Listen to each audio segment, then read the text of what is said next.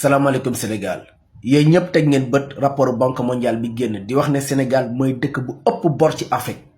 maanaam Macky Sall bàyyi na fa bor ba nga xamante ni mu ngi toll ci 24 960 milliards de francs CFA maanaam près de 25 milliards loolu nag sénégalais bu mu bett rek da laa neex ndax yaakaar naa ne bi ñuy génn 2022 ñun ñii di génn di leen wax ne leen Sénégal boru Sénégal bi ñuy wax ne toll na ci 12 000 milliards en 2022 dépassé na ko egg na ci les 20 000 milliards sénégalais yu bëri gëmuñu nu woon. ba tax na loolu sax taxaw na ñu tëj nañu kaso boole ci lu ñu doon giñ ci division de fausses nouvelles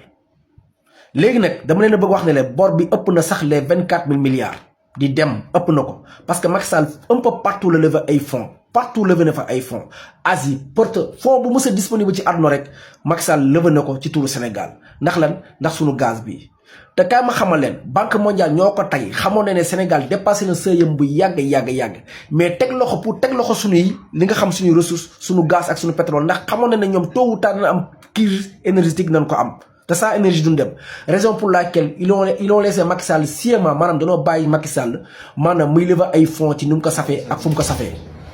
donc loolu mooy raison bi nga tax tey ji ñu ba Macky Sall muy lever ay fonds nu mu ko neexee loolu nag day wane ne fii Sénégal dañoo tàmm benn mbir tant que amoo oto amoo kër gu rafet bëri woo xaalis di ko distribuer comme nu mu la neexee soo waxee du doon dëgg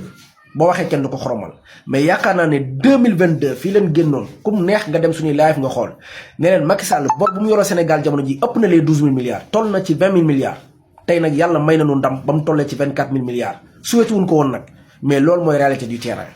te maa leen ko waxaat fii bor bi ëpp na les 25 000 milliards te bu ñu demee ba ci kanam di ngeen ci gis loolu ndax fu ne Macky Sall levé na fa ay fonds te ñi ko jox fonds yi ñoo ko tey parce que xam nañ ne Sénégal jamono ji très bientôt day nekk pays gazière te Sénégal day nekk pays gazière ba nga xam te ni puisque ñuy gën a dem découvrir waat yeneen réserve de gaz te waxoon naa leen ko fii nañ ko découvrir waat Bassirou Diomaye Faye ñëwaat na confirmer ko gis nga nekk loolu noonu dañ bëgg a teg loxo moo tax Macky Sall def sale boulot bi dañ ko war a jëli jugé ko moom moo tey def sale boulot bi moo ko tey ndax soxor dañ ko war a jëli quel que soit alpha ñoo jugé ko ci kanamu sénégalais parce que lépp boru 24 000 milliards te jariñu Sénégalais yi tegul fenn